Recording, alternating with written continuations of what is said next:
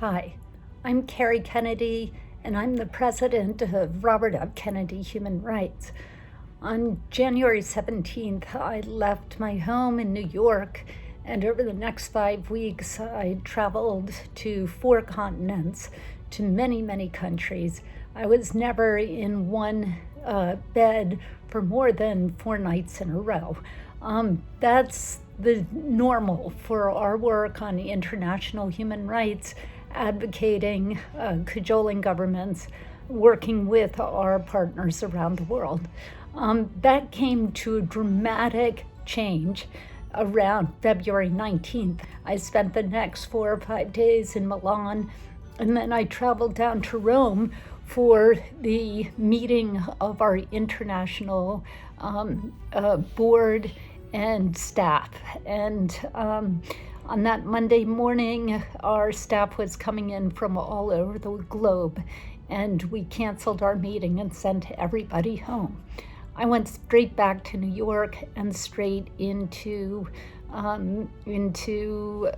home alone, and I've really been here ever since. And that was way back in late February of this year. So Corona has had a big impact on the work we do at RFK Human Rights.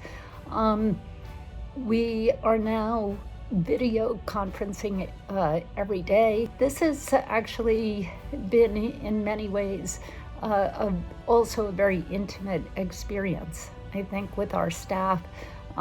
People are getting to know each other in more and different ways. We're getting to see where everybody lives. We're getting to see each other's book collections, as you can see mine. And we've shared birthdays, we've shared tragedies, but it was also an extraordinary gift to be with so many people face to face on Zoom and to feel their love and their intimacy.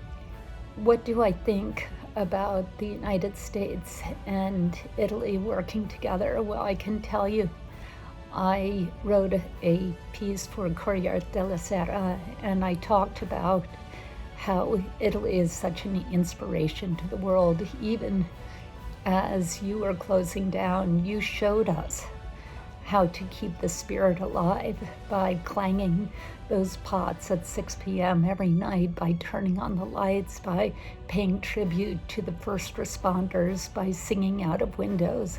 And that was something that we learned from you, and we started doing in New York and other cities across the United States. It's that spirit of camaraderie, it's that love of country that really has gotten, I think, all of us through this crisis and this feeling of isolation. We're working harder than ever with our partners in Italy and in other parts of the world, but Italy in particular. We've worked to raise the money for PPE equipment for first responders in both Florence and in hospitals in Rome. We've turned our Florence headquarters into a place that doctors and nurses can stay in, so they'll be protected, their families will be protected.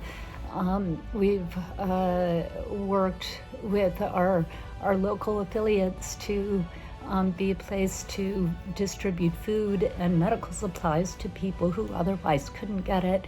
And all of that is possible through our cooperation between business leaders in Italy and business leaders in the United States.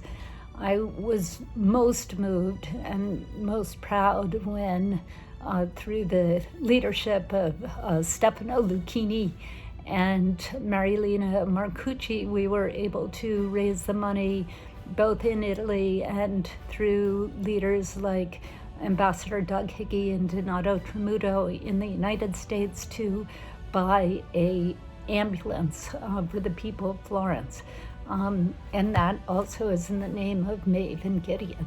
So that kind of vision, that kind of leadership and cooperation is needed now and will be needed more than ever in the future, so that we can revive our economies, we can get people back to earth, back to work, and we can resume the close relations between Italy and the United States once again.